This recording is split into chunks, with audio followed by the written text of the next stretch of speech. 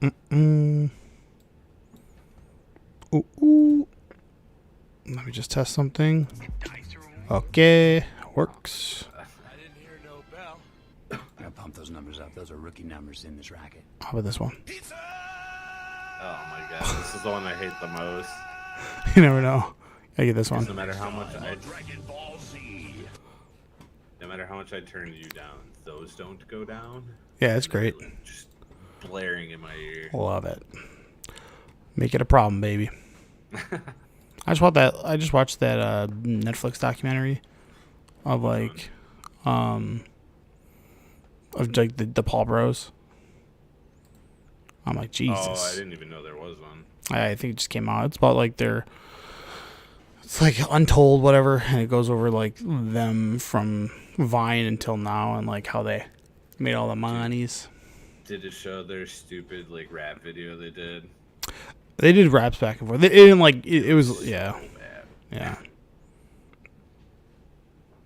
And how they were like 22 years old making like literally millions of dollars, which is just like crazy, but it is what it is.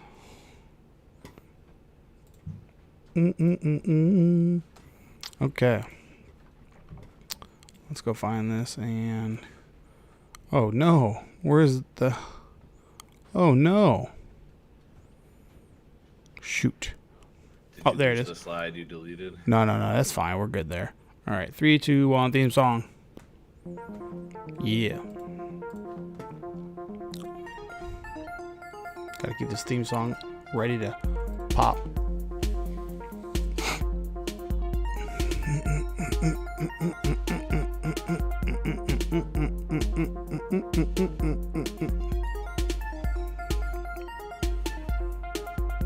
Oh my god, this thing is so long.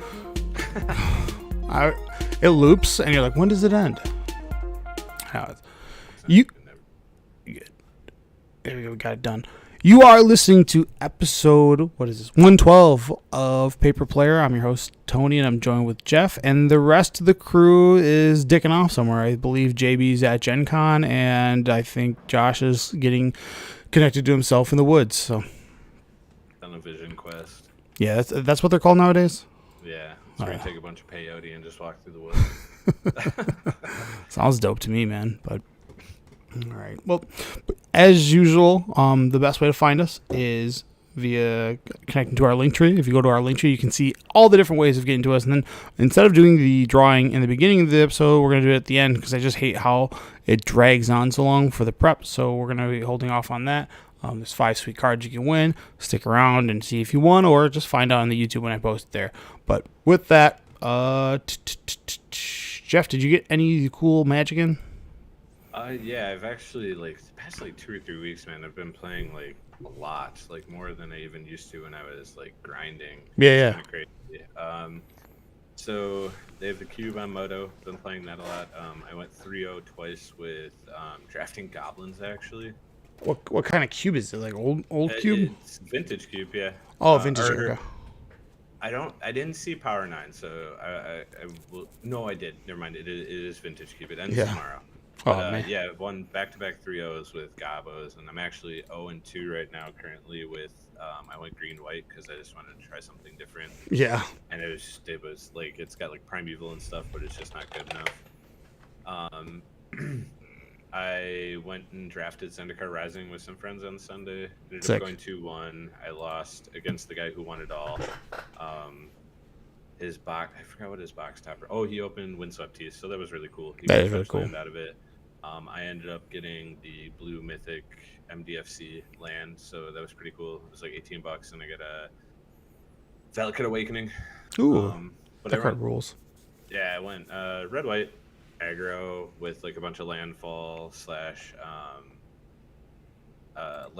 just landfall in general, kind of combos. Mhm. It's a lot of fun. I do believe we're gonna actually be doing a War of the Spark on the 20th.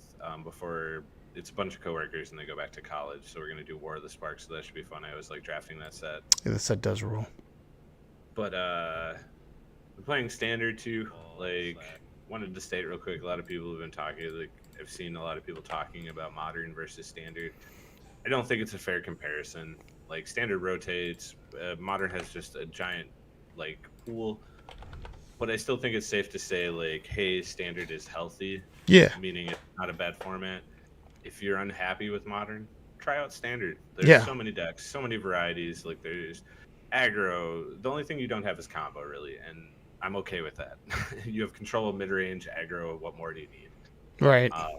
But I've been playing a lot of standard. Hopefully, start preparing here this week for next week. Get to play modern or the Pioneer RCQ. Going to be playing JB's vehicles deck, so we'll see how that goes. Greasefang. Vroom vroom, baby. Yeah, I've been seeing some lists pop up where they're running blue instead of green, which is kind of crazy to me. Yeah, Like, Spell for more Pierce is card a draw. yeah. Well, I didn't know that. I thought it was just for Spell Pierce, but yeah. Well, it's Spell Pierce and like card draw just to kind of give you like a longer game if you need to go. Sure. Versus just all in.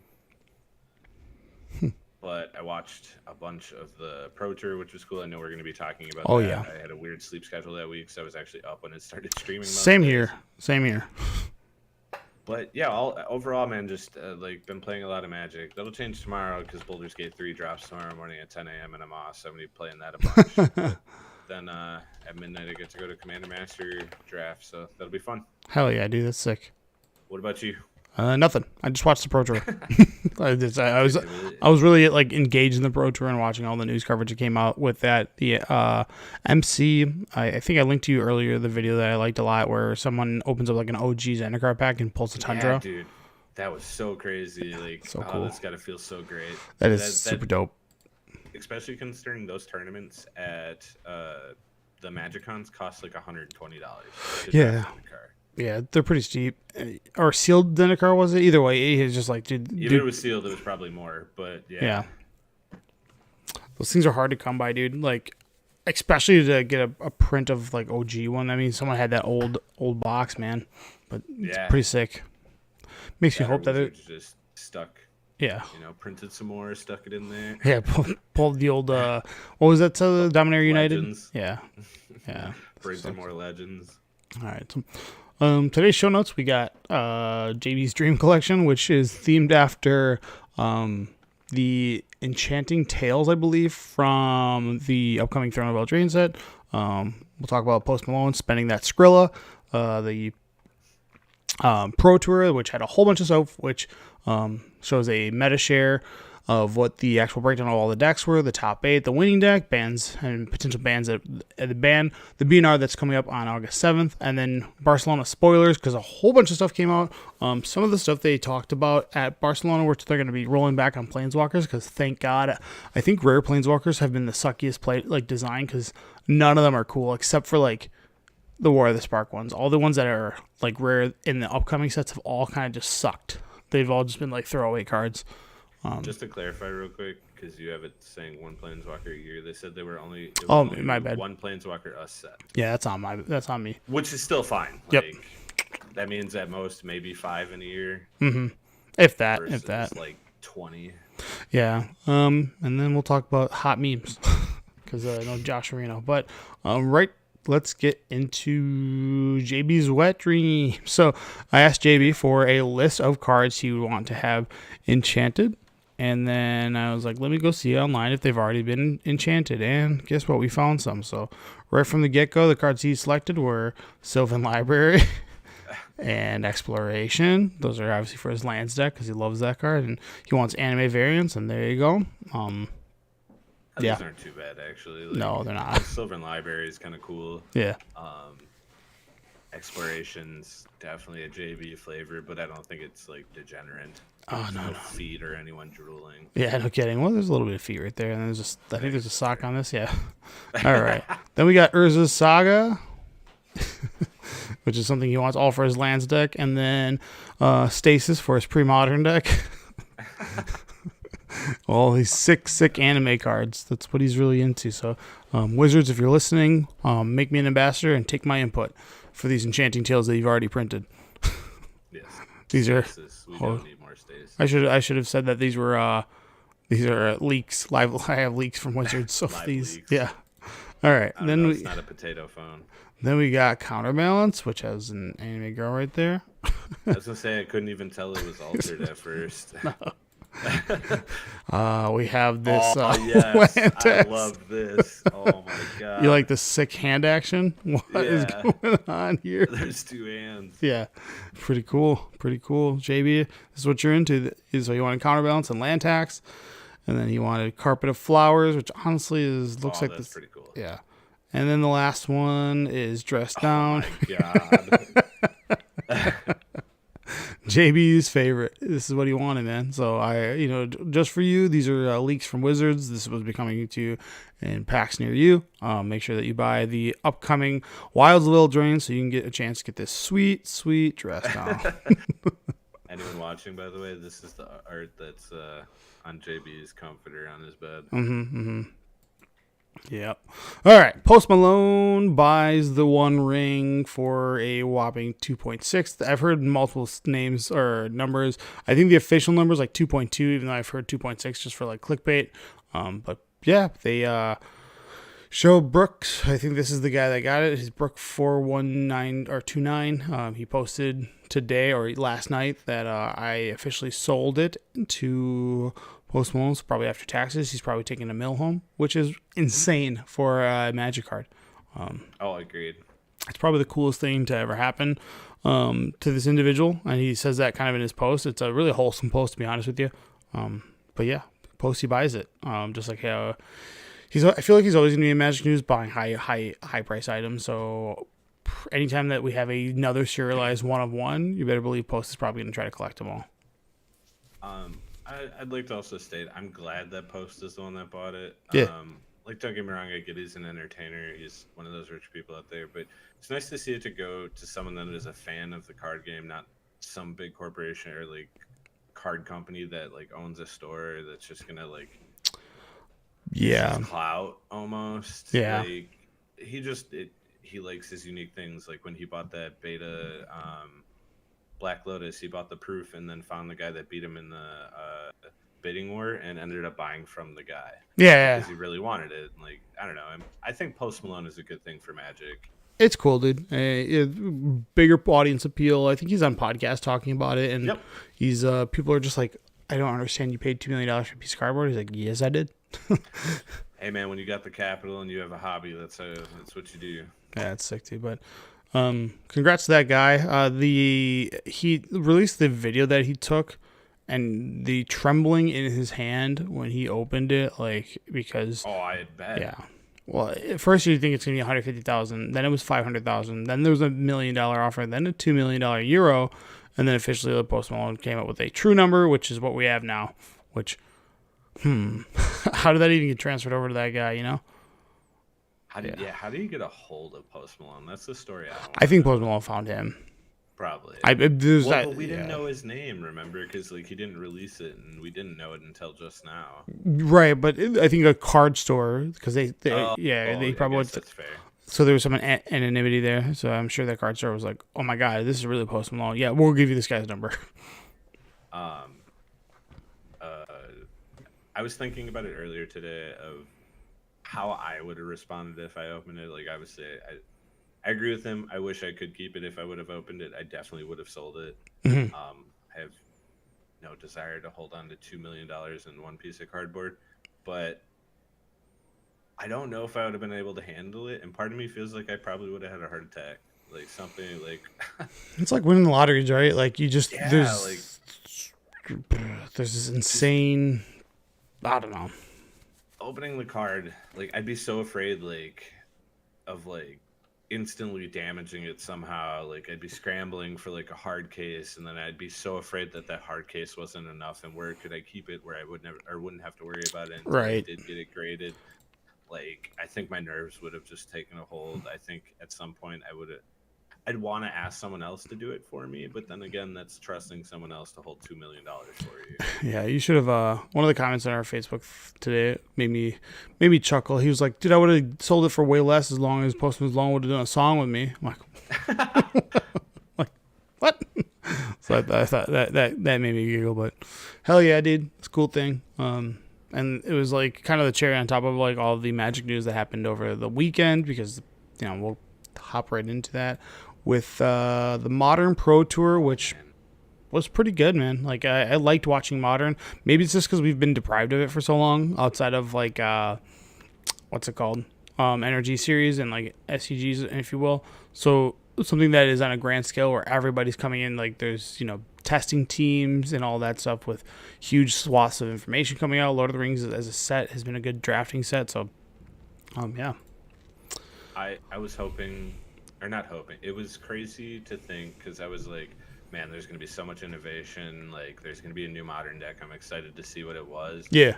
And to watch what the top 8 became was insane. Yeah. Like, I can't believe Tron, like, made it that far.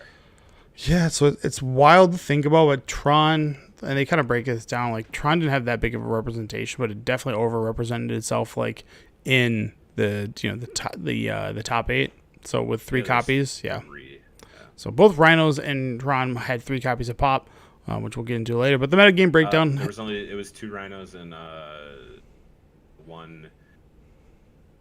no, What's it called? Amulet Titan. No, it's 3 Tron, 3 Rhino, 1 Amulet Titan, 1 Rakdos Scam. Oh, you are correct. Yep. All right. So, I hate that they called it Rakdos Evoke. Like everybody knows it as Scam, and on camera you guys see why it's called Scam.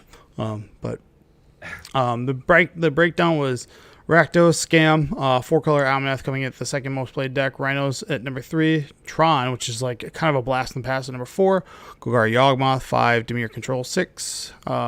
Living End, the 7th most played deck. Burn hanging in there as the 8th. Izzet Murktide, dude, that deck has taken. It's definitely on a down spiral, and maybe it's because it can't utilize either Bowmasters or the One Ring. 5-color Creativity, which, man, that was like all the talk about how this deck sucks because Wrenn and 6, and then Jeskai Breach, and then 53 other, or 19% of the field was other decks that you may not have heard of. But again, I know one was Merfolk because it had like an 84% win rate. Did it? Yep. That's insane. Yeah. So yeah, that guy must have just 06 his draft. Yeah, he went 8-2 in Modern. And then so he had to. He needed 13 points to guarantee top 8. 13 wins, you mean? Or 13 wins. Yeah, I was sorry. like, oh yeah, there you go. Yeah. So let's go into, I guess, the top 8, which I don't remember all these guys' names, but these are certainly a lot of familiar faces. Kai Bude being one of them. Christian Calcano, who used to be like a big player in the Midwest, and then the calculator, man. Yeah, and then Javier Dominguez, and then these other guys I don't really familiar. I've seen the guy in the right, I can't remember his name, but the other guys are kind of maybe newcomers or something going on with that. But yeah, the top 8 decks: Rakdos Scam, 3 Tron decks, 3 Rhinos, and then 1 Amulet Titan, which you get to see a lot of Rakdos Scam doing all that.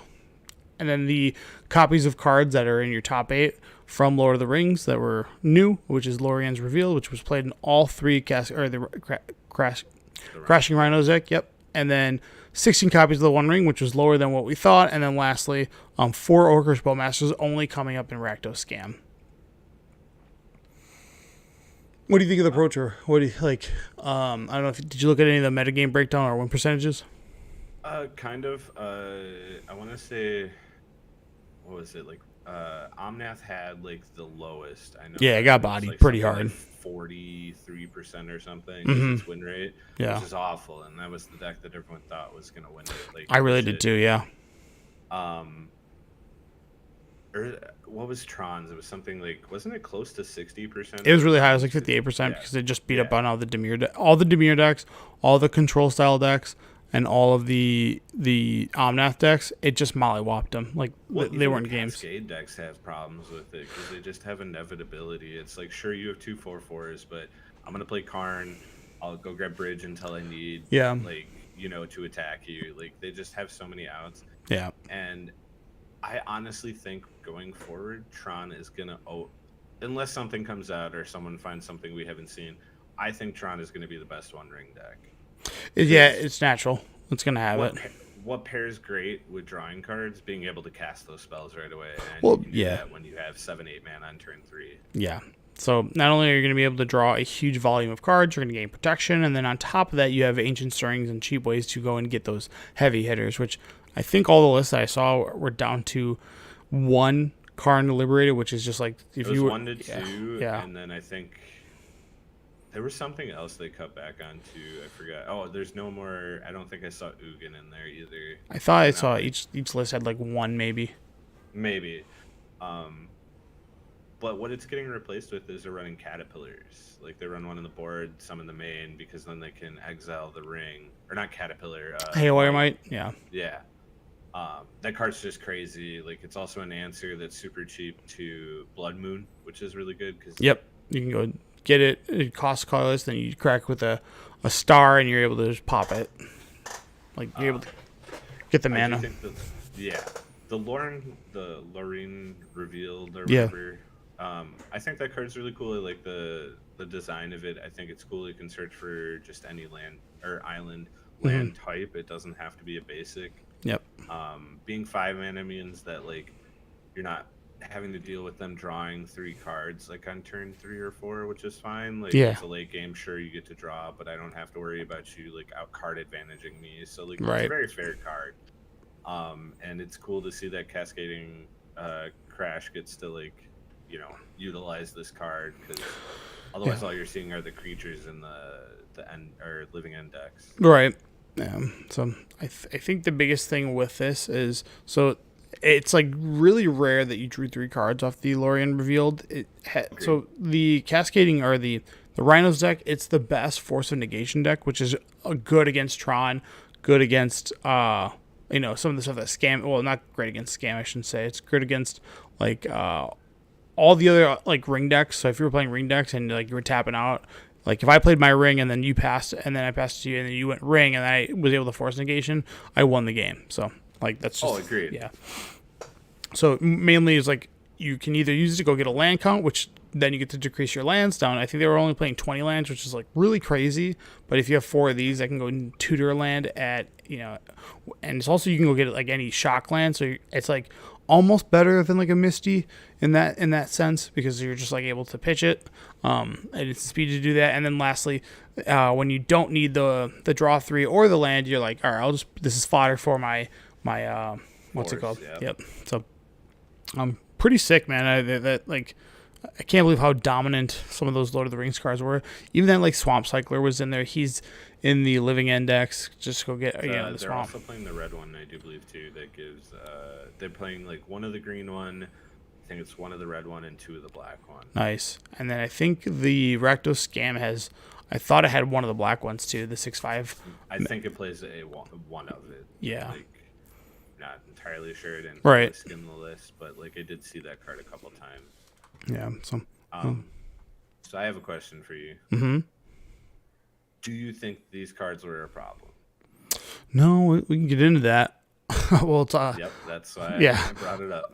So there's a little section of like ban and unbans potentially, but this is the winning list. Ragavan, Orcish Oh, they're Bowmasters. not running one. Yeah, this list wasn't. Other lists I saw was running exactly one, but that's essentially your flex spot. And the reason why the decks were running one was because you could go Blood Moon and then you can go get your basic swamp later. It's a way to get through the like, I've locked myself into mountains. Let me go get my basic swamp so I can cast my black things, But yeah, so there was a key play that we saw that was, I think that was in the finals where he's at a Dothi Voidwalker.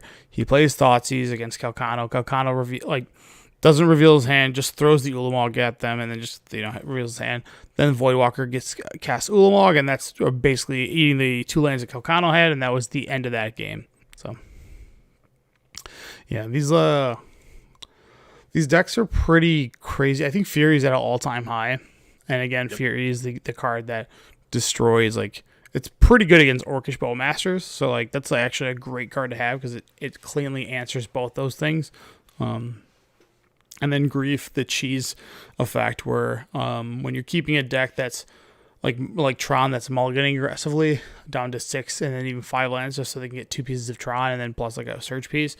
If you can just nail them with like a double Grief, you just kind of you scam them out of the game. You kind of just say, okay, good luck, and that's kind of how like matches were being played with that deck on camera throughout the weekend. Yeah, I think. I mean, we'll get to it obviously in the next section when we talk about it, but I don't think there's a better word to describe this deck than scam.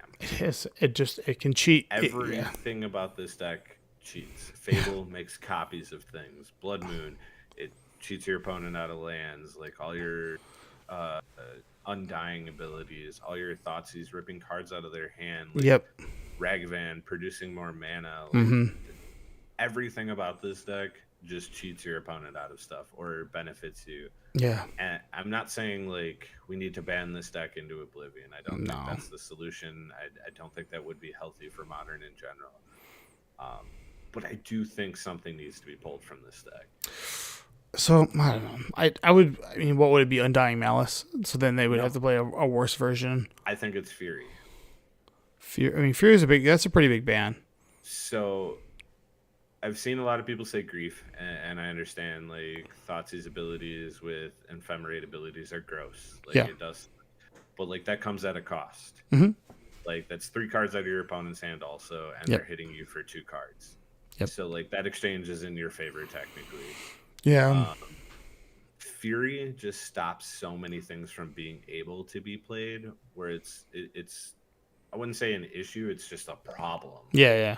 You can't play aggro ever anymore. Like, what aggro decks actually exist in the format that are good? Right. None, because Fury just comes down and does 4 damage how it feels like, and now you have nothing. Yeah. All right. That's fair. Otherwise, my other argument would be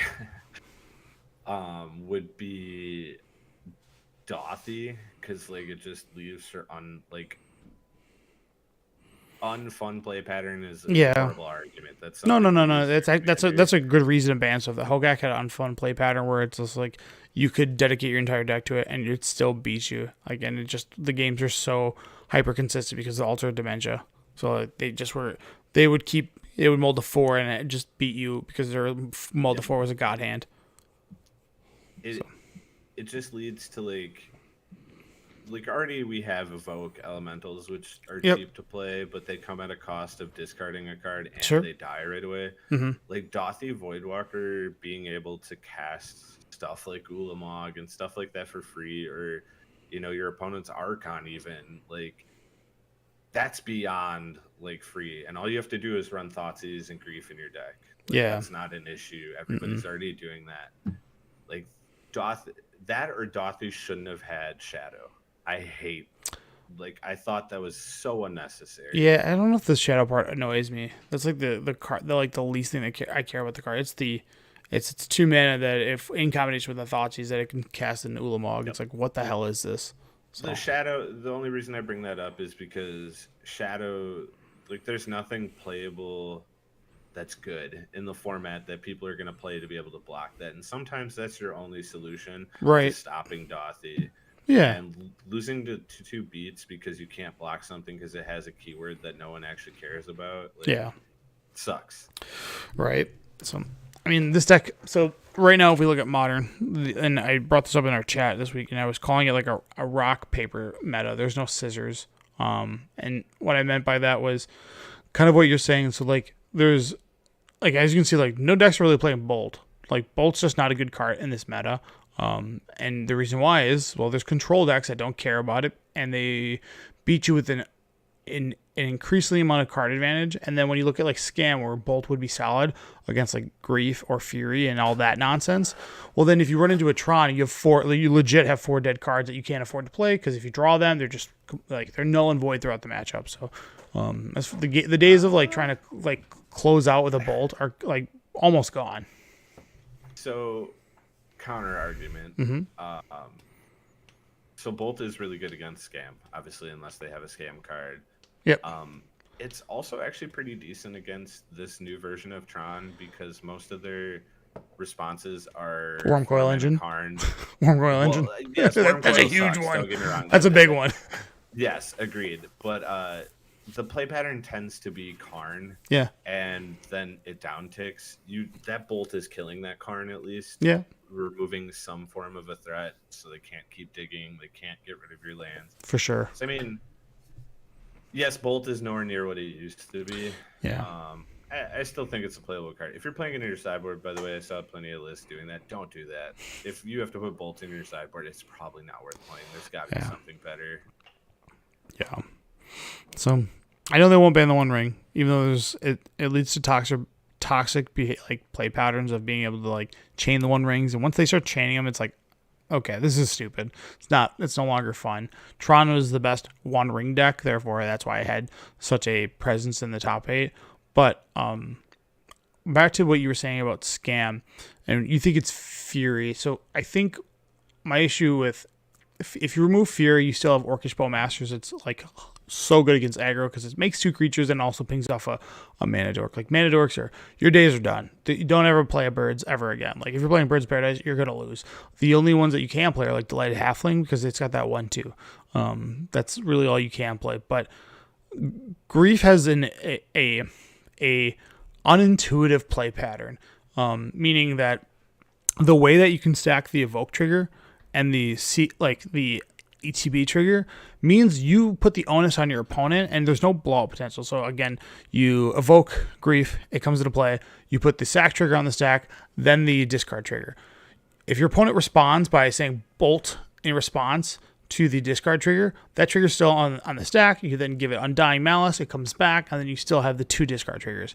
And the other way of looking at it is if the sack trigger and the evoke trigger's on the stack, you evoke, you then look to see if your opponent has an answer to it, then you make the decision with Undying Malice or the Feigned Death. So there is no consequence of like going into it because you can't blow yourself out because you're either one, they're going to respond to it and you're going to get the desired result and be able to feign death your guy, or the other way around is you're going to clear their only answer that interacts with that combo and move on from there. Whereas the other Fury, turn 1 Furies are great against Tron, and that's it. They're not good against any other deck. Like they're just sure you have a 4/4, double striker, but and that's what he did to Tron. He went turn 1 4/4 double striker, and he just looked at his hand and goes, "Well, I'm not playing Dismember. I'm going to lose."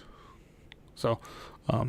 I think that's my problem with Grief, is that you have that inevitability to not blow yourself out. Whereas if we were to look at like Fury, and then if you like Fury doesn't look at your opponent's hand and you try to go feign death it, and they respond with like a Solitude, you can't do that to Grief because Grief gets the opportunity to look at your hand, and then after it's resolved, while the sack trigger's in the stack, they can respond. And then they see the information. Whereas with the other way around with Fury, where you don't get information, you're gambling on it.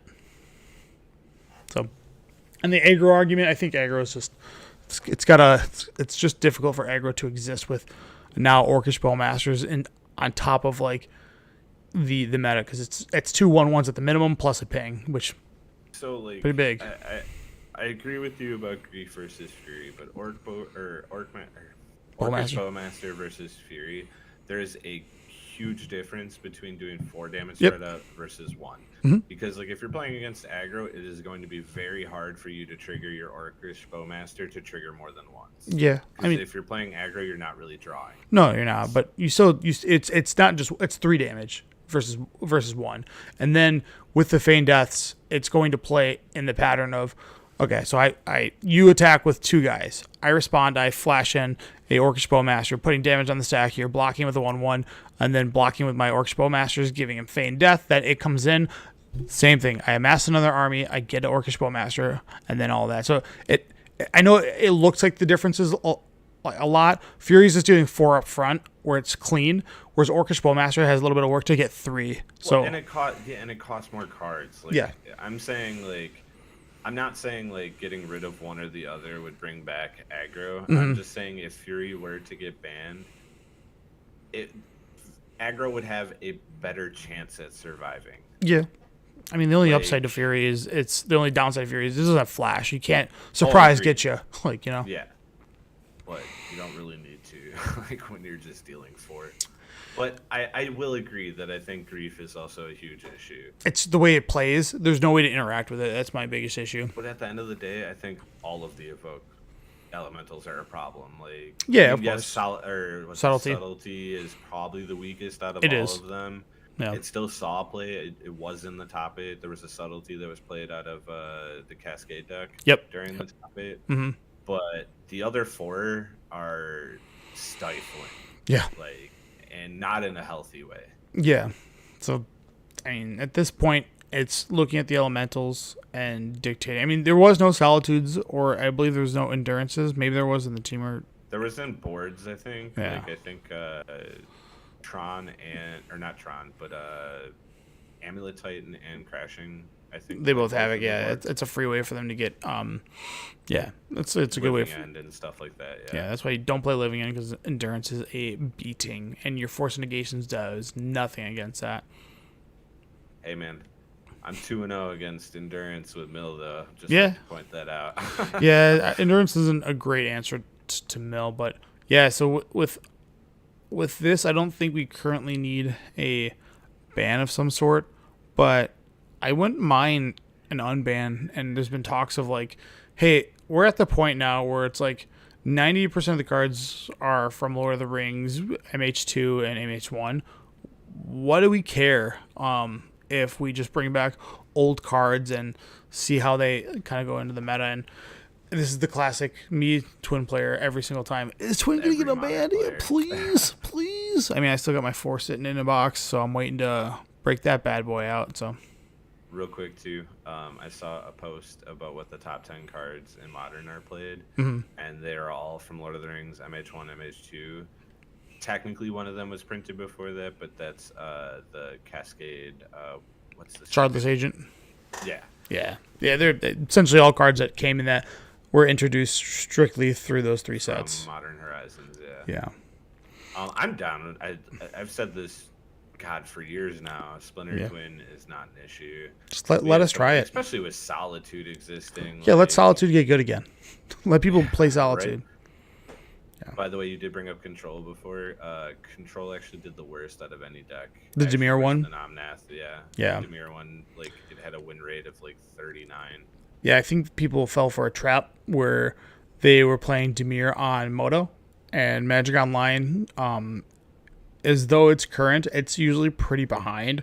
And with Pro Tours, like, those guys are really conservative with their data. So, like, they don't, if they're on the verge of like a new deck of testing, they won't go spam it in like leagues or whatever, or at least do it because they all have well-known names. People know who they are and so forth. So, like, that Dimir deck They're is play testing- trash. And they're all agreed. And they're play testing against people they know. They're not play testing on Moto in Yeah, a league where no someone might see their deck. Exactly. So the biggest thing with that is just like that Dimir deck was like a flash in the pan. I think everybody was really excited to play Dimir. Like, oh my god, well, I love blue-black control, but it's missing key elements, man. Like, it's slow. It doesn't have a lot of things to do with mana. It's a ring deck and an Orcish Bowmaster deck, and it's just like trying to compile like the best aspects of those decks, but they don't have the support in Dimir because Dimir has just been a weak color for so long. So it's just For a like. long time. Yeah, and like the last time it was good was like Death Shadow with Luris, so and that's even usually a Grixis variant. So it's just stay away. Like even Blue Eye Control, like that's also a trap too. Like just stay away from that stuff. Like if you're gonna do it, just to go Omnath. And now with Tron being a thing, like Omnaths have to drastically change their list, and they can't play Blood Moon because they're a 4-color deck. So I wonder what they'll play. More Boseiju, but Boseiju is not good against. Boseiju has a real issue against the new iteration of Tron because they're, like you said earlier, they're capping out at like 4, and I think their high end is like 1 Liberated, and I believe they all have 4. They have like a Ulamog or maybe 2 Ulamogs, and then it's like 4. It's 4 Wormcoil because you just slam Wormcoil, and like when no one's playing Solitude and everybody's playing Fury, you're like, cool, like nice Yeah, deck. like, GG's, but Yeah, check this out. Lifelink, ever heard of it?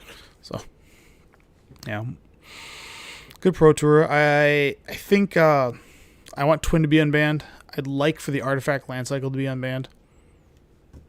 I I'd think like, it'd be okay. I think people would freak out at first because I think you would see a lot of like affinity decks pop up and stuff. Good. but I don't think the lands are an issue. I agree. yeah. Like, Let me play more. Give me more reason to play Karns. we need more variety in the format, to be honest. Like I'm not Yeah. like yes, there are a lot of decks. Like people kept bringing up, yeah, there was 43 other decks, but yeah, just because you can build a deck and play it doesn't mean it's actually a part of the format. Yeah. Like, anything below, like honestly, 1.5 tier, like isn't really a deck when it comes to modern. Like yeah, occasionally you'll see them. Like when you saw the Flump deck go 5-0, that deck is not a. It's I a meme wish deck. We would have seen it at the Pro Tour, but that deck is not above tier 2 deck. It probably plays similar to Twin, where it's like Agreed. this like 2-card combo. I think people are nervous with, like, when it comes to Twin, they're like, just pair it with Teferi, but it's like, yeah, Teferi is not a thing right now. Also, like, the One Ring kind of is good against Twin because you can't go off that turn. If they go the One Ring and you didn't counter it, like, why would you expose your Twin to potential removal, you know? But yeah. And it's just giving your opponent like more time to find a way to stop your Twin combo. Yeah, I mean, the only upside to Twin, and this is like a play that you used to have to make a lot, which was like playing Snapcaster Mage. By the way, that Dimir deck plays like 3 or 2 Snapcaster Mage, and in 2023 Magic, Snapcaster doesn't hold up. Sorry. But you used to be able to like throw a Splinter Twin on top of like a Snapcaster to like buy back your Bolt and these like really expensive plays. But putting them on Elementals would be just like absolutely sick. You're like, all right, I'll just throw this on a Solitude and A Grief, dude. Yeah. I'll just tear apart your hand. yeah, upkeep or draw step. Let me see what you got there. Yep. So yeah, I want more bans or unbans. People want Birthing Pod 2. I still think that card would be fine, but Yeah, I think so, too. understand the concern. Just let's like the worst they could do is do what they did with Golgari Grave Troll, where they unban it, the community breaks it, and then we go right, can't do that. So There's a lot of cards that could be unbanned. okay, we got Barcelona news, and so White Crater of that's so sick. So they showed the cards that are on screen right now are Ashiok, Wicked Manipulator, which is the Planeswalker from Wilds of Eldraine, and then the other one is Moonshaker Cavalry, which is white 5 for a 6/6. It has flying. When it ETBs, creatures you control gain flying at +X/+X, where X is the number of creatures you control. So this is White Craterhoof. This card is so sick. I think they held back too much by not saying that it has haste. Like Just Craterhoof. Craterhoof has no. Does Craterhoof give haste? Or does I thought it? he had haste. He has haste, but it doesn't give haste. But yeah, I mean, whatever. Yeah. I'm fine with it. Agreed. I think that the flavor of this card is amazing. I just want to play Tooth and Nail, grab Craterhoof and It's Moonshaker, game over. and give my team Game over. Flample. Flample. We're coming in, baby. Flying Fat Boys. But What yeah, do you think of the Ashiok?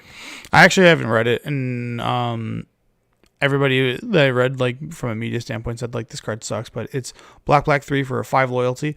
If you would pay life while your library has at least that many cards in it, exile that many cards from the top of your library instead. There's a combo with there. I don't know what it is just yet. Arena, how you doing? Yeah. And then it's got 3 other abilities, which is +1. Look at the top 2 cards of your library, exile one of them, and put the other one into your hand. Create 2 -2. Create 2 1/1 Black Nightmare creature tokens with at the beginning of combat on your turn. If this card was put into exile this turn, put a 1/1 counter. Card was put into exile. Oh, okay, gotcha. So, okay. So the Nightmares have that ability, and then -7. Target player exiles the top X cards of their library, where X is the total mana value of cards you own in exile. So, like, it's kind of like a self-fulfilling prophecy, right? So in EDH, you play this with Toxic Deluge, and it's another way to Thoracle. Yeah, that's a good one. It's got that ability onto it. It's also Necropotence. You can just Rena, I'm doing good. Thanks for asking. Yeah, I don't know. This is probably an EDH card. Someone will break it where they'll identify a pay life ability that you want to flip your deck and put it into exile, whatever that may be. So, don't know what it is, but yeah, the card's sick. Sleight of Hand is going to be now in Pioneer, which I like a lot. So, good on that reprint there. Oh, agreed. I right. actually didn't know that was revealed, so that's awesome. Yeah, it was. So I like the old art where it's like the 3 hands, like Yep. the lady looking at you, like, "What's up?" Tough Cookie, just some random uncommon. This is showcasing some of the mechanics. Yeah, it's a Food's back in this set. Then another card, this Talion the Kindly Lord, which is 2 blue-black for a legendary 3/4 flyer. When it enters the battlefield, you choose a number between 1 and 10. Whenever an opponent casts a spell with a mana value, power, or toughness equal to the chosen number, that player loses 2 life and you draw a card. So you can say 1, and then like the Brainstorm decks are like getting bodied. I don't know what the correct number is. Like, there's 2 or been a lot of 1. number crunching. It's 2 or 1. Yeah. But like, it's more about like, what is the percent that you're actually going? Like, is it a 50% chance that like if you say 2 that you're actually going to get this almost every spell they cast? Right. Like, because I think it needs to be higher than 45% for this card to be good. I mean, it's got good like baseline stats. It's a 4-mana 3/4 flyer. Like, it's not good in any format. It's like good in limited, and then probably standard maybe. Commander. Yeah, people like it in Commander too. EDH, you just name one. Yeah. Oh, nobody's casting Soul Ring against me. I hate that you can't name 0 because all the decks that play like Lion's Eye Diamond, Lotus Petal, that's how they go infinite. Anyways, and then last the adventure mechanics back, and this time with adventure it's like dual colored, where the adventure is one color and then the creature side is another color, or whatever the other side may be, which they showed Cruel Somnophage, I think. Okay, it's black 1 for a nightmare. It has power and toughness equal to the number of cards or creature cards in all graveyards, and then it has Can't Wake Up, Evanescence reference right there, pretty cool. White 1 sorcery. Yeah, exactly. I should have had that drop ready. Damn, I blew it. Target player mills 4 cards. So it's supposed to be like feeding itself, where you mill on you mill them, and then you play this, and then get a 2/2 or 4/4, whatever that may be. So Was the Black Goyf, was it Mortivore? yeah, Counted all creatures in graveyards. I think that was like a 4-mana card though. It was a 4-mana rare that said its power and toughness were equal to all creatures in all graveyards. Yeah. So this is just a better version of that card in every way, shape, or form. Yeah, I mean, it's got a low enough power and tough, or sorry, it's got a low enough casting cost that you're gonna look at it. You're just gonna take a peek, like, hey, what is this, right? Yeah. So, but I think this card's fine. Yeah. Like, it's them showcasing the new yeah. adventures, which adventures are back. So I don't know if they'll be as busted as the first time they go around, but them being dual colored maybe make them, like, you might see a lightning strike on this side and then a green something on the other side. I don't know. I like that they're dual color. Like, this may sound weird, but it means that they aren't as easy to splash as they were before. Yeah, for Like, sure. It sucked running against every deck splashing for Stomp or Yep. for what was the stupid 5/5 Beast. Love Struck Beast. Yeah, that was a or big one. Brazen Bower. Like, you can't really splash for these. Like, you either, and if you are, you're picking one side or the other. Yeah. I wonder if they're being a lot more careful, because this one, like, I don't remember any of the original adventures except for like the Merfolk one that milled for. I was gonna say there's that one. It was a 2-drop and it was only 1 blue to mill for. Yeah, I think they're trying to stay. I think the play would be have low costed creatures, high costed sorceries. Abilities. That way you can't cheat them through like Cascade decks like you can with Brazen Bar or Bone Crusher Giant and all that stuff. Yep. So, all right, and then Manlands are returning, sick, and they're not the same ones. What was it was like Shambling Vents was the OG one that was like a 3-minute. It was white black white one. It was like a 2/3 lifelink. 2. Yeah. Lifelink. This one, yeah, sick. I don't know how to feel about this card. 4 mana is a very high cost, Yeah, and they're reverting back to like Manlands coming to play tapped. I don't think this card ever sees play outside of standard. I just like it for standard. Like when your lands do things, standards always standards always feels good. I think they should have done what they did in Adventures in the Forgotten Realm, where it has the clause of like the fast mana. Like if it's your first 2 mana drops, it comes into play untapped. Those are really good. Yeah. I mean, these things aren't fetchable, so it kind of gives them the booty. But then those fast lands kind of suck as a whole then, because these are just better versions, right? Yeah. But yeah, I think this is... So this one is Restless Fortress. It comes into play tap. It purchases the Orzhov, so 1 or a black or a white. And then for 2 black-white, it becomes a 1/4 black, white and black nightmare creature until end of turn. It's still land. And then when it attacks, defending player loses 2 life and you gain 2 life. So this is definitely like an easy game closer, especially because if you are just trying to drain your opponent for the rest of the game, you don't have to worry about, you don't care about it getting blocked. And its stat line makes it so like mid-sized creatures have a hard time dealing with it. I think yeah, it'll be a good mid range or like control finish because like the gaining life is actually like super relevant. Yeah. But it just goes into like if anything a shielder deck or like because against shielder this card doesn't gain enough life. No, it doesn't. That's. I mean, we have our haymakers in the format which we're dealing with, and I think when Throne of Eldraine comes out is when they're officially announcing that 1 year ban cycle, and then we're just stuck with that for a year unless there's an emergency. So, all right. MC Barcelona had more stuff. They showed off these Enchanting Tales, which this is where the JB's dream, Creaming Dream, whatever. It was inspired, and he wants enchantments to exist in his dream scenario. But they showed off. So essentially, it's the same as like the Mystical Archive slot, where these are going to be draftable. That you're going to be able to play these. You're going to see these in packs. There's going to be probably one per pack, and they have a regular variant and then a anime variant. So really digging into that anime community. So yeah, the first the first one is Greater Aramancy. If you don't know what the card is, Scryfall it. It's got a great anime version with like. Looks like Pokemon, honestly. That looks like a Mareep, and that looks like a whatever. Anime as hell. What was the Antler, like the deer one? Yep. I forget. Stantler. Yeah, there we go. And then you have Smothering Tithe, which I don't know what this has anything to do with. So this looks like... That art is so weird. It's generic. It's generic as hell, dude. Like...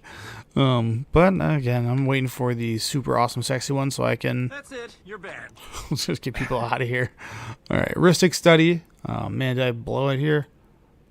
Yeah, Rhystic Study. Oh, these look sick. So if you don't have a Rhystic Study, you're gonna see like the price of these are coming down. There's more Enchanted Tales than what I'm gonna show today, but or Enchanting Tales, but these are pretty sick. And then you got Doubling Season, which just got printed in Double Masters and is now getting printed. So that card is absolutely getting dumpstered.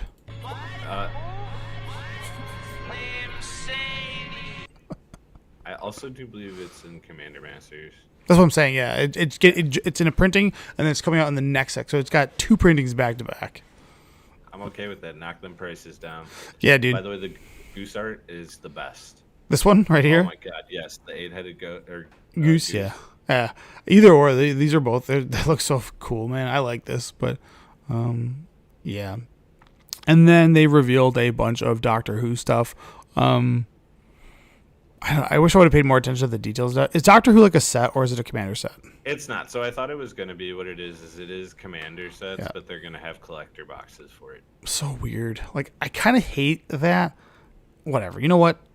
I'm okay with it because it's going to make the decks cheaper, hopefully. Yeah. Because everybody's going to want the pimped out art from the Doctor collectors.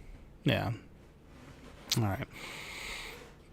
It looks like the Doctor Who set is going to deal with like all the weird like timing things that exist, vanishing, suspend, all that stuff. So that's kind of in theme of Doctor Who. I don't know much about it. I know we kind of went over that, but the cards that did some of them, they reveal like 4 Nox, which is white and 2 for an enchantment, has Vanishing Forth. Beginning your pre-combat main phase, draw a card.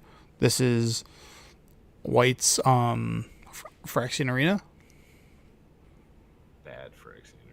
Well, I mean, just get a couple more counters on it. Copy the enchantment. Stack them, baby. You don't take any life for it. And it's not during your upkeep. It's during your main phase. And it doesn't cost life. All right. Yeah.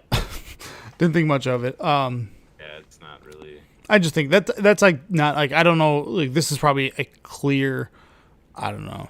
It's probably a clear reference. Like my girlfriend's hugely obsessed. I've been showing her the cards as they come out, and she's like, "Oh, this is from this," and I'm like, "Yeah, sure." What you're talking about? Yeah. Then you have the Face of Bo, which is 1 in Jeskai for an 0/4 Alien Advisor.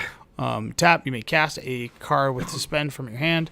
If you do, pay its suspend cost rather than its mana cost. Activate only as a sorcery. Restore balance. Yeah, pretty big one. I want this altered to have Zoran from Power Rangers. Is his name Zoran, or I thought it was like Zolt? No, maybe is it Zoran or is it Zordon? Zordon. Yeah, there you go. All right. Because it's just a floating head in a tube. Like. Yeah, Rangers. Yeah.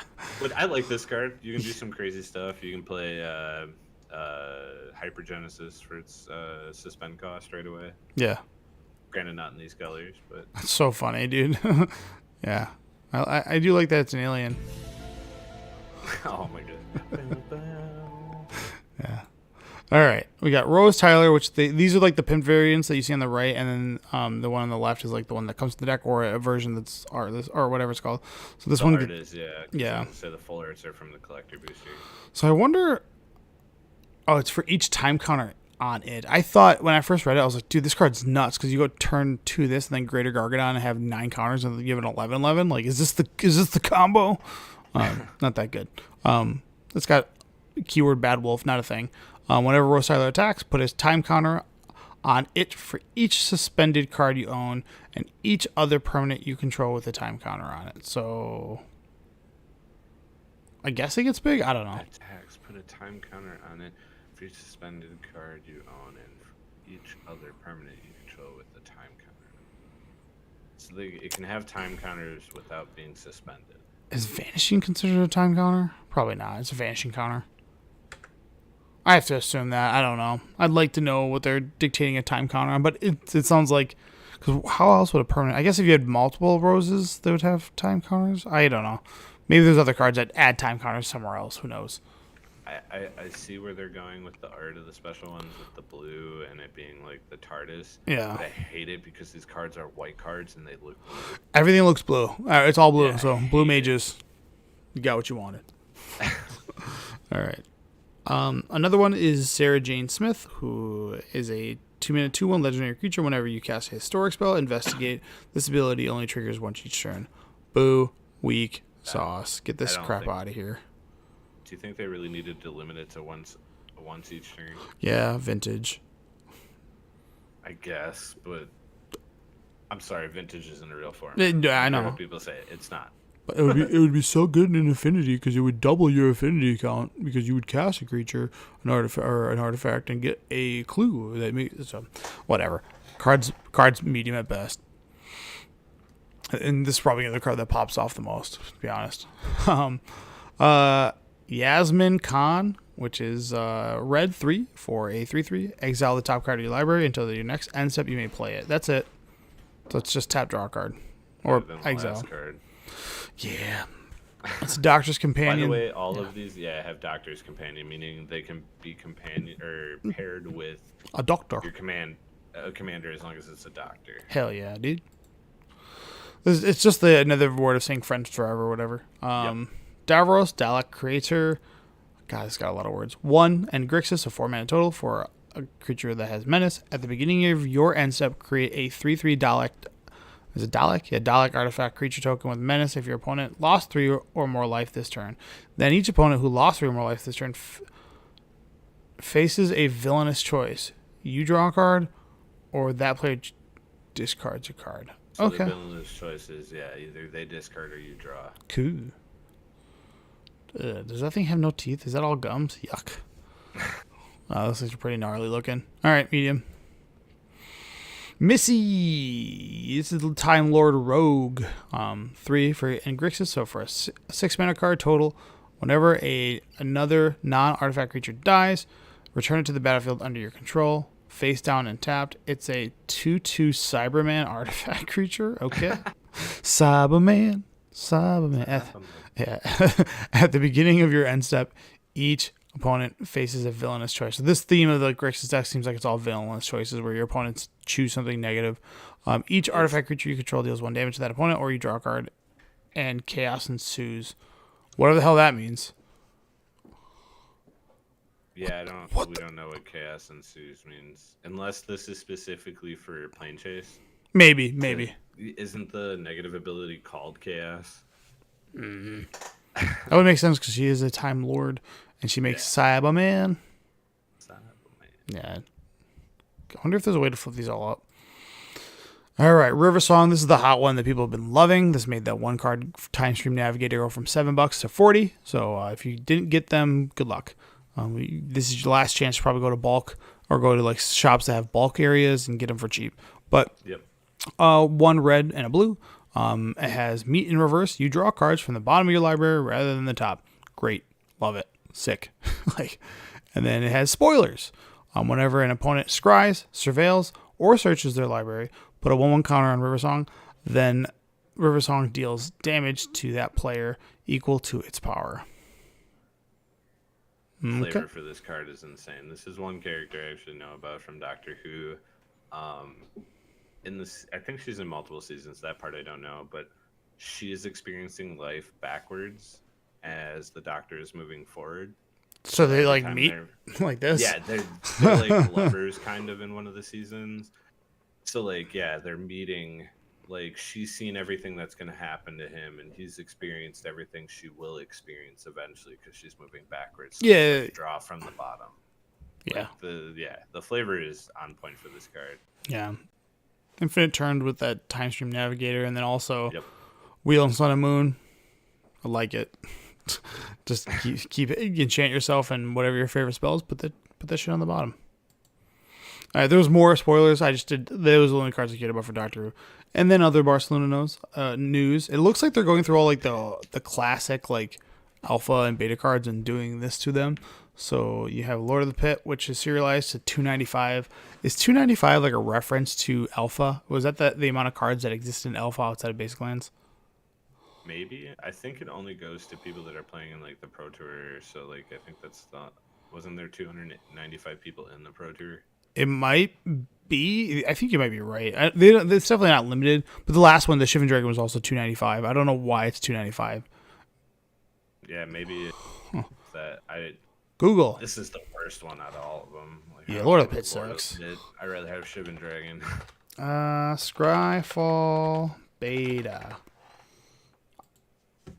There's 302 cards in beta, and I think there is cards that are banned. So like What about Crusade's gone, so it would be 301. plus you have all the anti cards? Yeah, that would reduce it a lot then. Maybe that's what it What does. about the basic lands? Well, the basic lands, yeah, sure. I wonder how many anti cards. Let's see how many there are. It's a lot. MTG anti cards. Beta. Let's see how many we got here. Because that would actually explain that number, and then I'm going to feel like a detective. I'm going to feel like a Doctor Who. Start calling you Conan. What the hell? Why does that have to be rare? Just go to Scry. Dude, The Gatherer sucks. Why is it so much worse than? Like, honest to God, You're why is not it wrong. why is it way worse? I literally have an app on my phone. It's a pricing app technically, but I literally use it just to look up cards because like the search engine for it's really good. Yeah. Like here, text and search.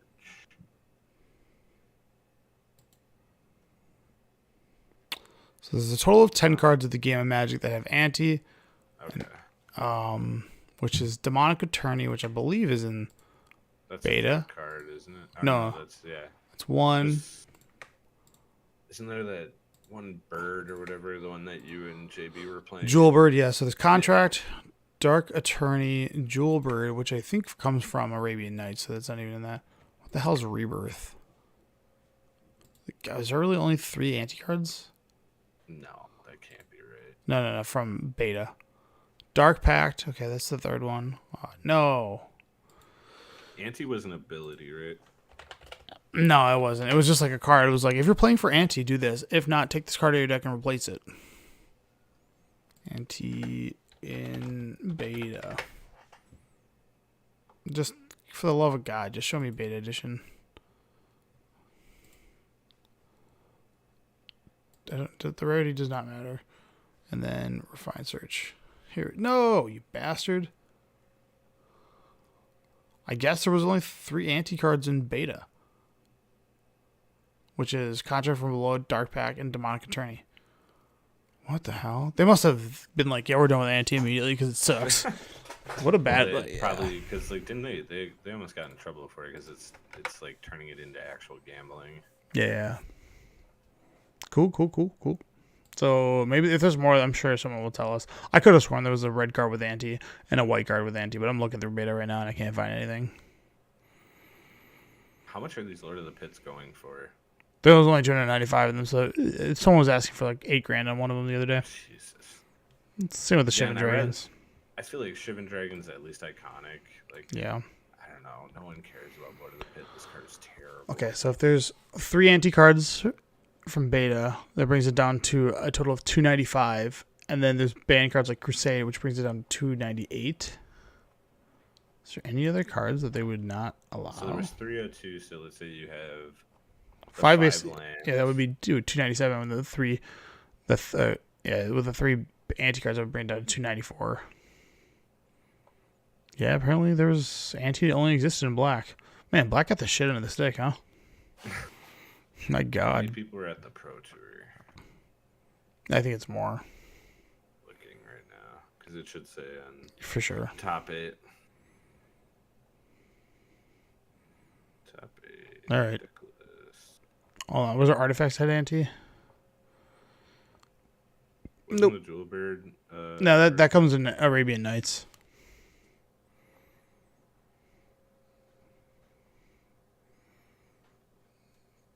There was 269 players. All right, well, so with the 10, yeah, I don't know. I don't know where the 295 comes from. I honestly don't know. Why is it 295? Was beyond me. 295 sets of Magic. That'd be sick. Anyways, that's what you get there. Lord of the Pit, cool. Relentless Rats that came in a Secret Lair, which are going for. That was so sick. Those are insane arts, dude. Insane art. Looks so good. And what did these come in? There's a Secret Lair that you can buy from the pro. The convention. Yeah, pretty good. And then also this sick thing, you can get this pin, which was a Machias that has like it's like popping out of the art that's from the new set. These were selling for these are insane looking pins. It's like the card, it looks like a card, but except the card is like 3D. And they were Should have came with the real card. that would have been sick. But yeah, it looks super good. But all right. And the last thing I posted, because I like to stir shit on the internet. There's a stupid ass song about this. I already hate country as it is, but stupid ass song that's like try that in a small town, which has just been constantly memed on and made fun of. And the meme that was created was players using proxies. Try that in my LGS, and boy, did people get sour. My favorite thing is I kept seeing our post being shared in other groups, Yeah, and you could see people were like blacking out the part that you had put above it saying "I'm pro proxy." yeah. And people were just blacking it out and just talking about how like, oh my god, I can't believe they don't support proxies, and it's like fuck those you're people. not. My favorite part is in that group. I won't state which group it was. Someone had even said, "This is from Paper Player Podcast. They're pro proxies. They talk about it all the time." Yeah. And everyone just ignored that guy's comments. Yeah, whatever. They could kiss my grits. That's the internet. You know, pull things out of context. More power to them. But yeah. I just thought it was funny because the song is heated and it was a good meme, and it made the amount of people that were like truly like, yeah. This one individual was like, you can't win poker with Monopoly money. It's like, yeah, but actually the chips are Monopoly money. That's not actual physical cash representation. Like, there's not $44 billion of chips. They just use that as like a figurative number. When they play a tournament, it's last man standing. And when you play a poker tournament, you don't need materials other than an entry fee. So that's like saying at a Magic tournament, you don't need materials. You just would need an entry fee, which that's what you're playing for, is prize at the entry fee. Yeah. Anyways. Gatekeeping. That's all it is, man. And- People like, Yeah. It's just the guys that want to stay top dog. They're like, I spent $4,000 on my CDH, and I hate when people play fake mana crypts because when I lose to them, it's bullshit. It's like, it's not. and don't play. Yeah, go find it. Again, the best part about Magic is you can curate your experience. You can think you're like with like-minded people. It's so funny. And there's a store that doesn't allow proxies. More power to you, but for those dipshits, yeah. All right. I think that's all we got today, Jiff. Okay. Yeah. You gotta come up with a hot take to make up for Josh not being here. All right. What's if you had to pick, do you have any enchantments that you want to be in the Enchanting Tale. I mean, Blood Moon's clear. I know that. I was gonna say Blood Moon, but How do you even make it cool? How do you animate a Blood Moon? dude, you just take the one from Naruto, the Infinite Tsukiyomi. That's pretty sick. I don't know, man. Like, enchantments is one type I just have not played a lot of. They're kind to of be like an honest. old. They're like I hate saying this. They're like a relic. They're not good. Like Kikijiki, the Mirror Breaker would be a sick one, but That's true, but I don't think they'll do that. they already have an anime version of it. I feel like there's an. Yeah. I do think. Did we see Necropotence? Yeah. Okay, I was gonna say that would be a cool one. Yawgmoth's Bargain would actually be kind of awesome. Yeah, that's a sick one. Is that reserve list? I don't remember. I don't remember if it is, but it's certainly bad in EDH. Yeah, and it's banned in everything but Vintage. vintage. Yeah, it's pretty sick. But to be fair, they did Channel last time, and that's banned in everything but vintage. Yeah. I think I have 5 I would like. You're probably gonna name someone. I'm gonna be like, oh yeah, that would be cool. Sylvan Library. Oh, it's right there. Never mind. Yeah, that would be a big one. I like the idea of Dress Down. These are all AI generated arts that I made, by the way. Yeah. I was just having fun with it. It was so stupid. I think. So I have a pretty big affinity for Pernicious Deed. I love that Ooh, card. That would be a cool one. That was like one of my favorite cards when I was like playing Magic back in like Legacy 2010. It's also like a very popular EDH card, so it'd be a good choice. And that card hasn't been reprinted that much. And getting a cool anime version would be sick. Yeah, it would be awesome. Omniscience. I'm always a big fan of that card. Big dumb 10 mana stupid spell. Ethereal Armor, just because I like the idea of like Enchantress existing or Daybreak Coronet. I was just gonna say it would be cool to see something like All Is Glitter or stuff like that, like Yeah. the Pioneer deck. You'll probably for sure. I think All Is Glitter is gonna be an uncommon. I think you're right. I think you're nailing it on that one. I think that would be like an excellent choice. I also think, what is that, Argentum Armor? That's an Or artifact. Not Argentum Armor, but Totem Armor ones. yeah, or Rancor would be an Rancor, excellent yeah, one. that would be sick. I think that should be in the set. The card should be in Pioneer. I think it'd be fine. Yeah.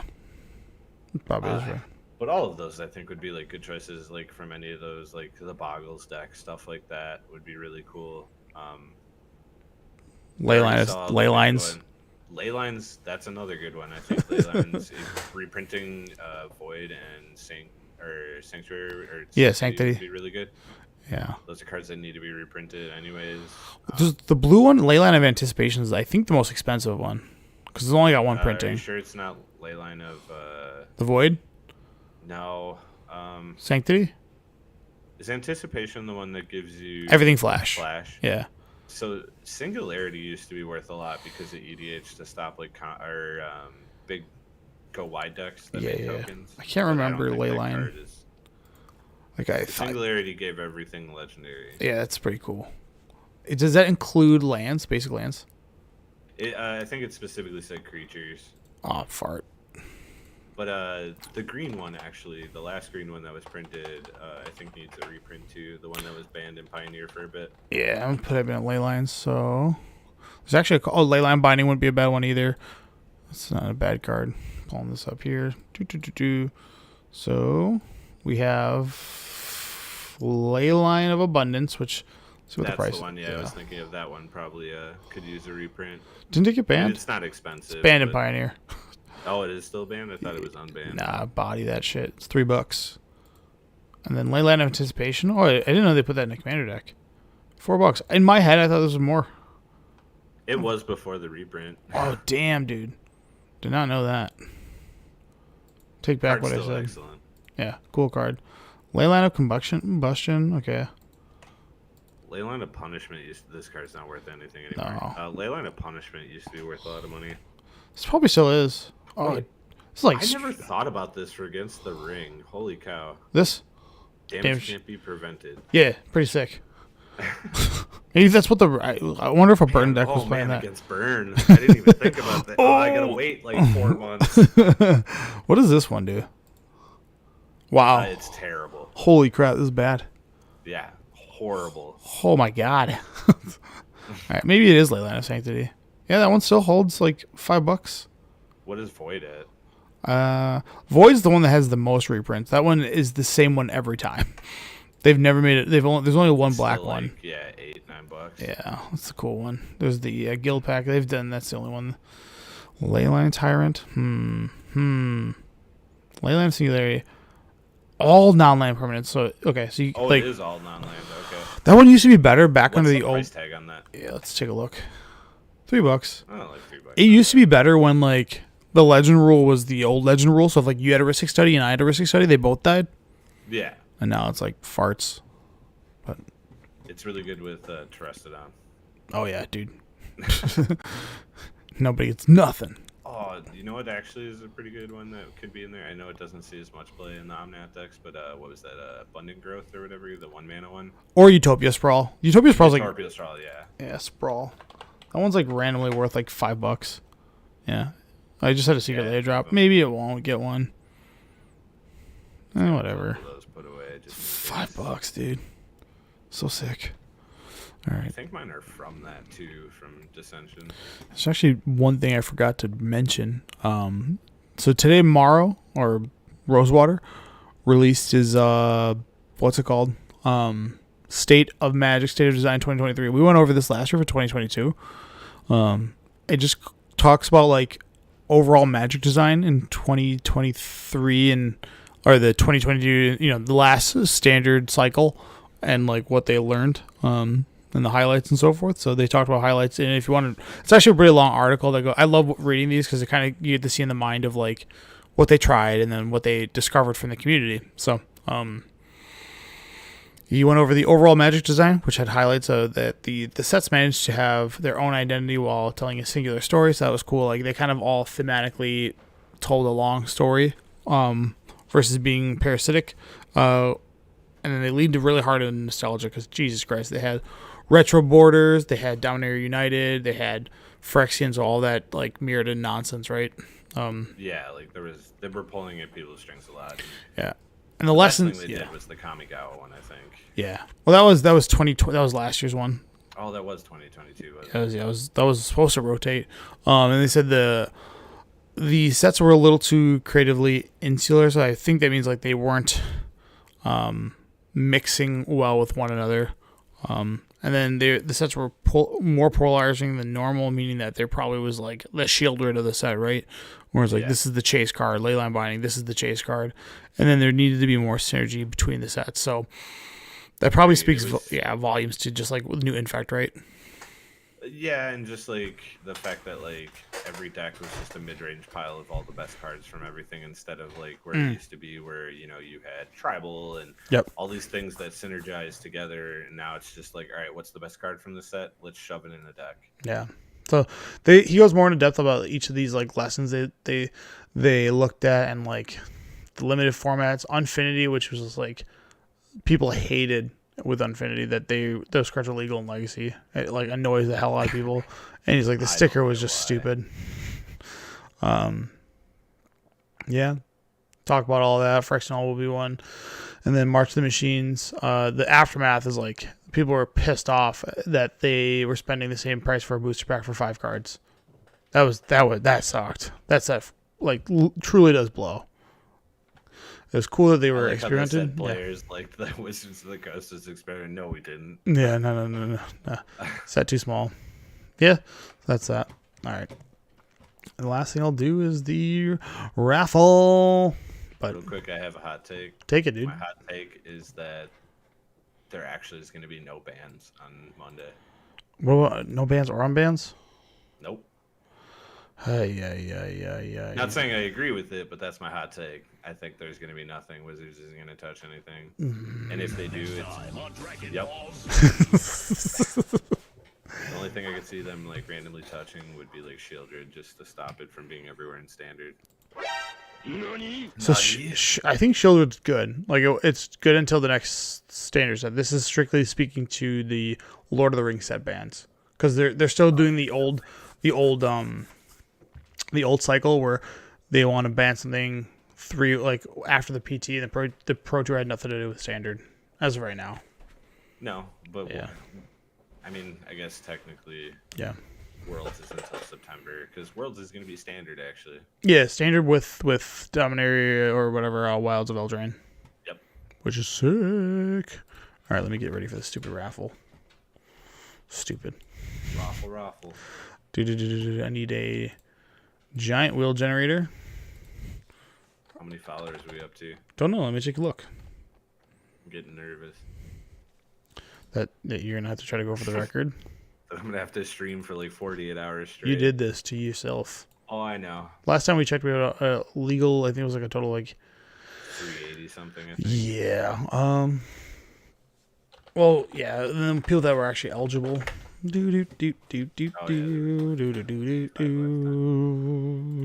All right. Let's see what we got.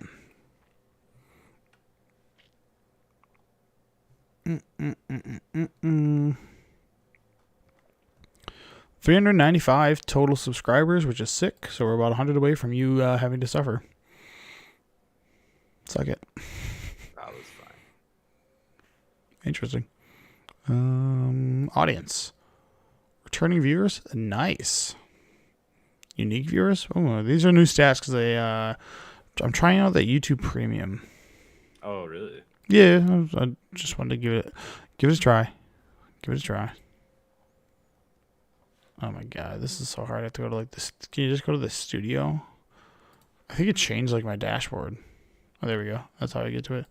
Channel analytics. No. Did they make this really hard? Ah, fart. Because the way me being going up to like premium. God damn it. I wonder if I can see all of it. I wonder if I can see all of our viewers. Okay, maybe not. This sucks. I have to learn how to do this now. Fuck. Where can I just... You can't see subscribers now? They're in here because I can't imagine them taking that away from me. Like, Yeah, that'd like, be dumb. suck it, idiot. Pay money, you can't see it now. That'd be funny. All right, I got it. They just... Why they do stuff? It's really bizarre. Okay, let's see how many we got. Because I got to put them all into Excel.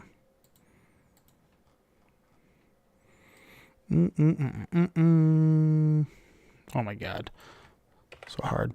All right, Google Sheets. Bear with us, guys. We're getting this going. And then you guys can go to bed with your knowing that new cards are coming your way. All right. Oh, I forgot to, while you're doing that, Go ahead. I forgot I went to F&M. Hell yeah, dude. Oh yeah, you just So I played went to standard. I played standard. I know Josh and JB ended up in the finals, I think, of Legacy. Oh really? I watched Josh get dazed a couple times in one round, so that felt good to watch. He always talks about that card. Get But, bodied. I've been playing Mono Blue Tempo still. I really like the deck. It's fallen down to like tier 1.5, but still viable. I played against this red-white for Mirrodin deck where it plays the red-white and mythic from Aftermath that whenever it attacks or whenever an equipped creature attacks, you exile like cards from the top of your library and you can play equipment for free. Mm-hmm. So you play all the 4 Mirrodin. I think we went to 3 games. I ended up winning. Just went over the top. I could tell he was kind of tilted after game 1 because I literally just curved out with going spell pierce, counter, and then landed 2 Tolarian horrors, put him to 10, and just went from there. And then round 2, I actually played against Toxic. And he got me game 1 with a veteran Rot Priest. Game 2, I steamrolled him. In game 3, I was about to stabilize, and he slammed a Thrun, the new one. Mm-hmm. And there's absolutely nothing I can do to that card except channel bounce. And you don't run that card in the new version of Blue because you need as much blue pit or islands for Flow of Knowledge. Mm-hmm. So I lost, and there was 2 more rounds. There was actually 16 people there for standard, and I guess standard's actually reaching the point where it's almost having more people show up for that than modern at the store, which is cool. But I had to leave, or well, I had dropped because I had to go pick up the girlfriend from work. She got done early. Yeah. But it was just fun to play. And then I was talking to one of the store workers about how they are starting to go to conventions now and set up a booth. And I just, like I mentioned, those to them, like if they ever needed help. So there might be a chance I might be able to start going to conventions and working a booth. So Ooh. that should be fun. Get that little pass, the exhibitor pass. Yeah, well, he was talking about they're trying to figure out how like pay will work and stuff like that, and I was like, man, just give me boxes and pay for my flight. That's all I care about. Yeah. I say I don't need money. I'm not doing this for money. I would do it for boxes though, because Yeah. Your time is worth something. Draft. Yeah. All right, sick. Let's get this going. Okay, we have 1 through 184. So we actually went down a number, but we increased the number of subscribers that we had. So did people accidentally switch? More power to you. Or people left. So 184. We're just gonna spin the wheel and see what happens. And this one will be for the foil Swiftfoot boots. Everything's backwards because this is just how Discord does stuff. Oh. Swiftfoot boots. Swiftfoot boots. Number 35. Who are you? Who are you? Wake me up. Yeah, that's pretty cool. Brush Knight. This guy wins all the time. I swear to God. He's hacking, man. Yeah, he just knows how to do that. Sick. So lucky. All right. Remove the choice and move on to foil Once Upon a Time.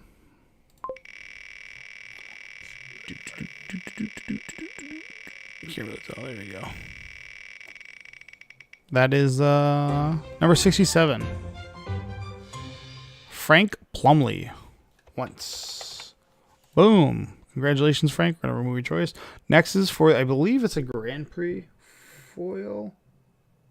I don't remember if this is a Grand Prix, but this is the Primeval Titan from, I think it's a Grand Prix foil. I don't remember. That's the one from Cause Tales of the Planeswalkers, isn't it? No, because that was Frost Titan, Inferno Titan, and Grave Titan, I thought. 147. We're gonna look it up here. Yeah, dude, do it. 147, who's Repo Man. Dude, these guys just win all the time. Titan. All right, the next one is for a Jin Kataxis. The one from Kamigawa. This is the Phyrexian one where you can see all the Phyrexian on it. Got like those little Phyrexians right there. Ooh, it looks so pretty. Jin Kataxis is going to go to... It was a Grand Prix promo. Yeah, I believe because the cycle was incomplete until they did that one. Sun Titan was a box top, or like a buy box from 11. It was the pre-release promo. 95. John Hayden, another guy that won again. He be hating. The best part is like, so the numbers aren't consistent week over week. Because I have it all here data wise, but people get bumped into new spots, and then they get the new number. Like, it's just kind of funny. And the last one is for the foil Overgrown Tomb from Unfinity. Sick. All right, who's gonna win this one? Don't be Josh. Don't be Josh. Don't be Josh. Which It doesn't matter. All of them. Gotta take them all down. 106. Kevin Thrush. This guy also won too. What the hell? what was the last name? Thrushed. Okay. THRU. Rush, and I was like, that's an STD, bro. So out of our people, right? So there's a lot of like people that haven't ever won. Repo Man's won before. Kevin Thrush has won before. John Hayden has won before. Frank Plumley is the only one that's new, and then Brush Knight. Could All be right. that these people also have just been following since the beginning, so they've had the most chances. to That's win. fair. That's fair. That's fair. And there was a much smaller sample size in the beginning. Now let's see what our initial sample size was. 71 people. Okay. And look, Brush Knight won there. Yeah. Cool. Let's see how many times Brush Knight has won. John Hayden. He's never reached out to me. John Hayden, you've won like 4 times, dude. Please reach out to me. I want to send you Brush Knight's one. Brush Knight has never reached out to me. Okay. Yeah. Cool. All right, guys. That's, I think, it for a cast. Let's get the hell out of here. Now, what was your hot take? Something. I'm stupid. Are you sure? Hot take is I think there's going to be nothing banned on. All right. Sick. All right. No bans. No bans. All right. That's a show. Done and done. All right. Yeah, that's pretty good. Yeah, dude. A lot of content this week. Oh, agreed. Just been obsessed with Magic lately. It's hard not to. It's hard for me. It's hard not to be. I'm always involved. I guess more JB's. like I meant like playing. Like the information that's coming out isn't as intriguing to me, but I just like I'll sit after work and I'll be like, oh, I should load up my PS5 and play something. Like I just rebought Final Fantasy VIII on there for like $5. You gotta play that sweet card game, dude. Dude, yeah, agreed. But I'm like, I'm just gonna put on a TV show and load up my laptop and play Arena or play Moto. I've been Dosi. watching Big Bang Theory lately. By no means do I hold on. By no means do I think this show is good. But I occasionally enjoy like the like references that I understand. Like, Yeah, it's towards it's the like main. background. Yeah, I'm with you. We call it in our family a kibitz show, meaning that you can talk while it's on. Yeah, exactly. That's what it is. Like me and Mel talk all the time while we're watching it. Yeah. Sheets. Well, what's your Dosi? What is your YouTube name? And I'll see if I can actually locate you from a number standpoint. Google Sheets. That way I can identify if you're public or not. Oh, is this someone that's watching on YouTube? Yeah, they're asking. I'm like, all right, let me. I have Twitch and Facebook open on mine to watch for comments, and I just forgot to open YouTube.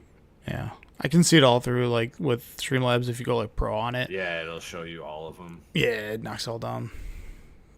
Let's see. Okay, you're number 56. 56, baby. Was not a lucky number this week, but yes, thank you for subscribing, dude. And every week you have a chance, and I think I already have the cards picked out for what I want to give away next week, right here, which are.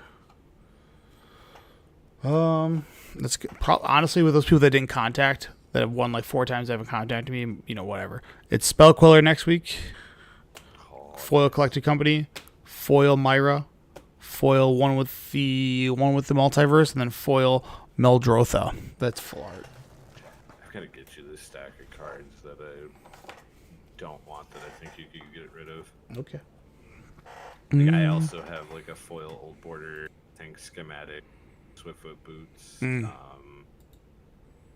I have a foil old border Mind Stone, but I don't think anybody wants that. Nah, that one's unfortunately bulk. Swiftfoot boots, yeah. Maybe I'll open some in Commander Masters tomorrow that I don't want that you can just get rid of. You guys are seeing behind the scenes of all this nonsense. What do we got going on? All right. Did I end the recording yet? No. All right. Thanks for watching. Thanks, guys, for subscribing, and continue to do so because we are the best podcast on the planet, not close. And you can hear this reference right here, right. And because of Jeff, I love paper players. This guy right here. You got the best 2 casters today too. Easy. So We would totally beat those we would beat those dipshits into a giant. Oh, easily. Not even close. They'd be like, "Oh, what do I do?" And JB would be like, "Oh, I like my cards. I come in to play taps." JB would want to play lands, and Josh would play Stifle.